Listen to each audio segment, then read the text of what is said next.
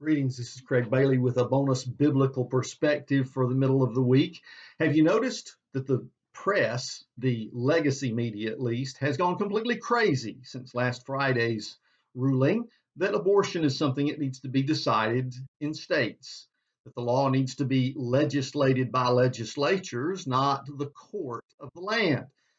And that particular decision, while it does not eliminate abortion, you would think from listening to the media that all women are now being persecuted, forced into back rooms to get pregnant, to have children that they do not want. In a society where birth control is practically free and available to every single person in this country, you are suddenly now the persecuted group that is forced to have children when you just don't want to. Matter of fact, we're being told that having children is an economic devastation. Listen to some of the candid arguments being presented on MSNBC on CNN and some of these other networks where people are saying the worst possible thing can happen is that if you have to have a baby and you can't work at your job in corporate America. In fact, corporate America has responded in ways that we had no idea of. And I didn't even have an idea how deep this went until I watched, and I'll recommend to you, watch Ben Shapiro's interviews with Lila Rose and how she did a lot of the investigative reporting into this and discovered just how easily America would like to kill your baby so that you can keep working. How easy it is to get all the benefits. The exporting goods will pay you $4,000. I mean, they'll take care of this. Why? Because they'd a whole lot rather have you selling swimsuits and golf balls than going off and having a family. But is that productive? Is that going to work for us? Matter of fact, as you listen to some of these arguments, you'll find it's most distressing at the picture they paint of where we're going to be in another generation. Check out Tucker Carlson's video, even from last night, his opening, where he begins to listen. He preaches literally about, if you want some good material for your teaching or preaching, listen to what he said last night on Fox News about this crisis that has put corporations and leftist government officials in the driver's seat to try to say, no, you owe it to society to abort your baby. You can't have this going on. Well, is that the truth? No, I would say that's one of the biggest lies out there ever. And if you really want to get down to the truth, I want to call your attention to an Epoch Times article from just a couple of weeks ago, which before this Supreme Court controversy even came up, said this. Listen, demographers warn of an impending population collapse. What's happening when we begin to worship jobs, economies, and corporations more than what has kept the world going for all these generations since creation? And that is the purpose that comes from actually having solid family relationships and raising the next generation. What happens when we throw all of that away? Well, the article begins, and by the way, this is written by Kevin Stocklin, who says, amid the deluge of dire predictions about human population, how it'll rise exponentially despite the Earth's resources and overheat the planet, two recent demographic studies predict just the opposite, that the number of people will peak within the next several decades and then begin a phase of steady, irreversible decline. In some places, including Japan, Russia, South Korea, and most countries in Europe, that population collapse has already begun. He goes on in this article to give some great research-based facts about what's happening in the world as far as how we are losing the opportunity to reproduce the next generation. Keep in mind, all it takes is one generation to decide we're not going to have kids. And what happens? Folks, we all disappear. And it's not going to be pretty either. As we look at some of those studies, he said one particular demographic study funded by the Gates Foundation and published in The Lancet, a medical journal, paints a much different picture of Earth than this planet so crowded with people that it can't sustain itself. Instead, he says this study conducted by researchers at the University of Washington predicts that global human population may peak a little over 9 billion and then start to decline. Once global population decline begins, the authors write, it will probably continue inexorably. Now, the Lancet study projects that by the end of this century, China will have even shrunk by 668 million people, losing almost half its current population. All of the findings of this study, and you can read the article and see a lot of it, are just astounding. But to me, when people like Elon Musk get up and talk about it, it's another whole issue. Findings like these, he writes, are the basis for the Tesla SpaceX CEO Elon Musk's statement in May that, quote, civilization is going to crumble, end quote. From what? The loss of so many people. He had previously declared at an event in 2019 that the biggest problem that the world is going to face in 20 years is population collapse. Jack Ma, the co-founder of the Alibaba Group, also present at the event, agreed. It seems that we have a problem. The future is going to look very different from the past, the article says. Some of the things we are experiencing today, such as high inflation, labor shortages, and the sacrifice of economic well-being to protect the elderly and the vulnerable, offer just a peek into the future. Well, how is it that this future can be in any way healthy if we completely reject God's basic plan for humanity? Have the next generation, have them in a safe, careful family unit. And if you're going to do that, how do you juggle that with some kind of career that now the world has convinced you is much more important than your family? What's going to happen when you, as an elderly person, look around and realize I didn't bring anybody up to unconditionally love and care for me in my old age? Well, guess what? Now you become the responsibility of the state. Good luck with that. Oh, no, I'm going to make my millions of dollars so that I don't have to worry about that. I can pay for people to care for me. Hey, listen, that may be exactly what you have to do. Listen to the article. It says driving the population collapse is what some call the fertility trap. For a country to sustain its population, women must have an average birth rate of 2.1 children. That's just simple mathematics, folks. Once a country's fertility rate falls below 2.1, it very seldom ever comes back. Well, in 2020, the United States fertility rate was 1.6, the lowest rate in America's history, and a sharp decline from the 3.7 in 1960. Europe's average fertility rate is now 1.5.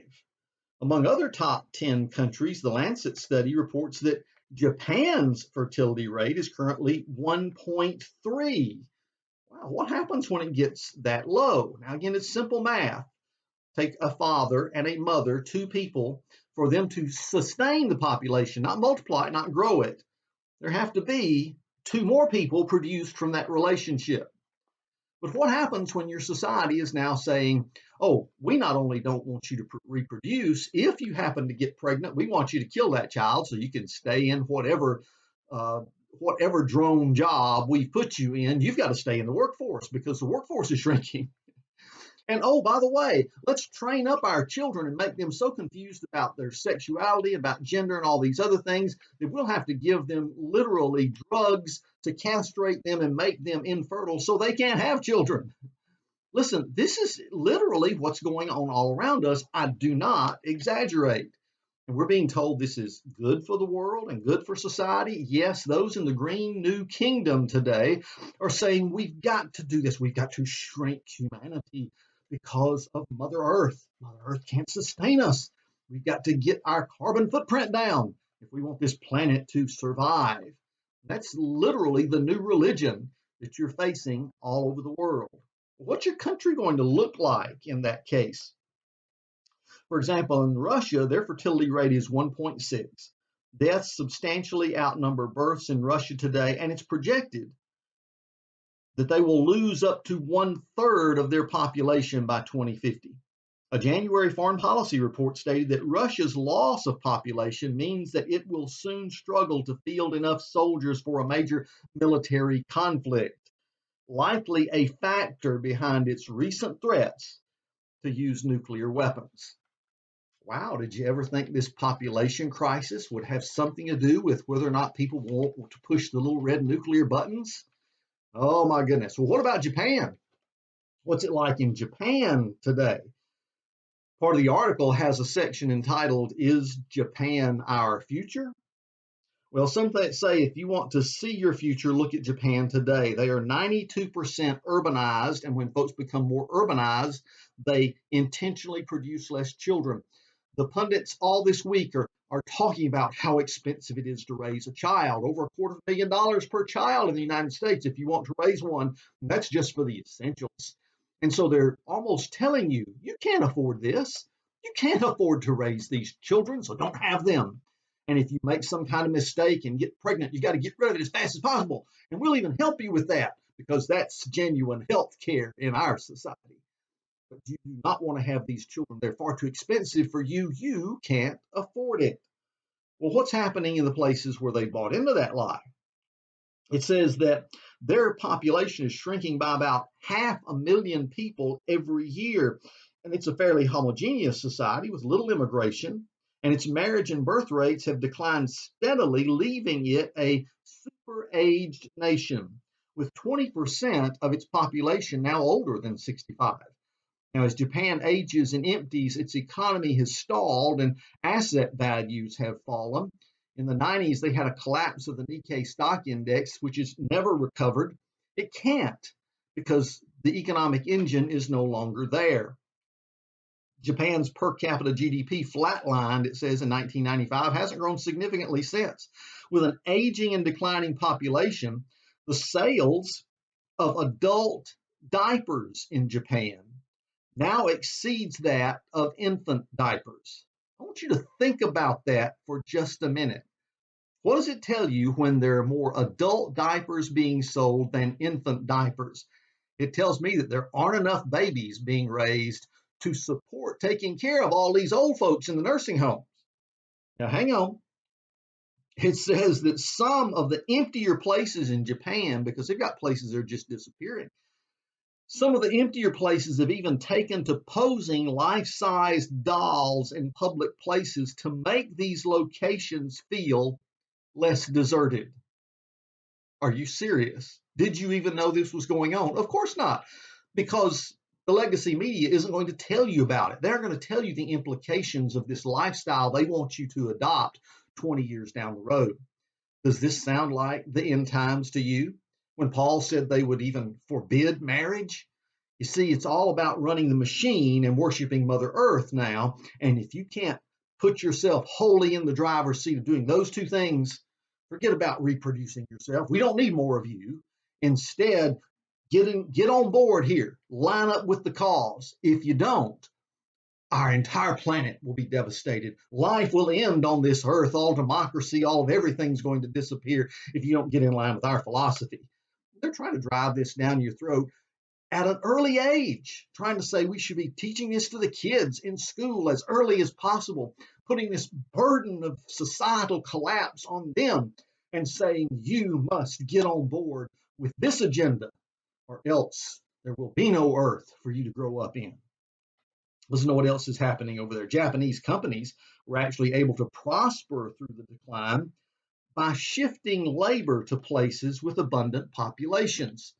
That's why Toyota makes all kinds of vehicles in the United States and other countries now. They can't make them all in Japan and hope to ship them somewhere. Their labor force is shrinking. While workers at home have now developed automation to increase their productivity. Consequently, Japan so far has avoided a lot of the inflation and debt levels that some shrinking and aging populations will bring. It's all because they've been able to innovate and cover some of the bases. What does that mean for relationships and for people? Listen to this. Japan's productivity is one source of hope for us all, one of these writers says. It's also possible that medical breakthroughs could even improve the health of the elderly and extend people's productive years. Wait a minute. Do you read into that what it's saying? That's right. You think you're going to retire at a certain age? It used to be 55, 60, 65, 70. Oh no, we're going to make it to where you can stay productive. You know why? We've got to have you working. We'll find something for you to do when you're 85 in the nursing home because, friends, we need you in the workforce. We got to keep you moving there. There are no young people to replace you. Now, hang on. Pushing retirement later in life is one of the objectives. And the other issue is taking care of the elderly and taking care of people that might just be sick, just medical care. Listen to this. The Japanese government is now providing subsidies for nursing homes to buy robots to carry out the simpler aspects of elder care. Friends, will this disaster mean that one day, if you live to see it, if the Lord tarries and you're in one of those nursing homes, will you push the button and instead of a live human being to come to check on you, the robot comes in, the lights are flashing, or maybe the robot will be made to look very much like a human, very much like Sophia, some of those that are being made today, to as close as possible resemble that person you'd like to have an interaction with. The robot will come in and check on you and say, "How can I help you today?" Probably the same recording that they respond to every patient with. You'll tell them what you need, what you want. They'll immediately access from their computer brain what's going on, whether it's in the kitchen or the janitorial closet or something else, and they'll let you know if that can be done pretty quick. Another robot may come to take care of your needs. You could possibly go all day long and see not another human being. Why? There aren't enough of them to go around. Am I trying to scare you for some reason? Friends, I didn't write the articles. I didn't start what's going on in Japan and some other nations. It's upon us. And we've got an entire society saying that just the opposite of what's true. It's immoral to have children, they're telling you, instead of it's immoral not to have children. Folks, God gave us a responsibility. What's interesting is he told Adam and Eve, multiply and replenish the earth. It's our duty. It's part of our calling to produce the next generation. And for believers, it's producing a generation that we can disciple into following God and not listening to the satanic deceptions that are being thrown our way every time you turn around. Friends, I'll tell you where I think this is going. It's already uncomfortable for some of you who have maybe more than 2 children to even go out in public. Some people look at you like, hey, these accidents here, you know. For those of you who actually choose to have a family and want to raise the next generation, many of you are going to be ostracized, made fun of, even exemplified as what people don't want to be like. They say, now the government doesn't approve of this, but this family over here has 5 kids, and we don't think that's a good idea. But we won't start picking them off to kill them yet. I mean, but maybe they should have considered that before having so many mouths to feed and so much expense to bear in their in this economic environment. Where is this going, my friends? Into a place that sounds just like the end times. Yes, we're watching Sodom and Gomorrah erupt all around us, just as Jesus predicted, be like the days of Noah, like the days of Sodom. And friends, we're living in it right now. Choose what's right. Reject the satanic messages. Stand up for the Lord in these difficult days. God bless you. I'll see you again on another biblical perspective this Saturday and each and every day as we wake up in God's Word.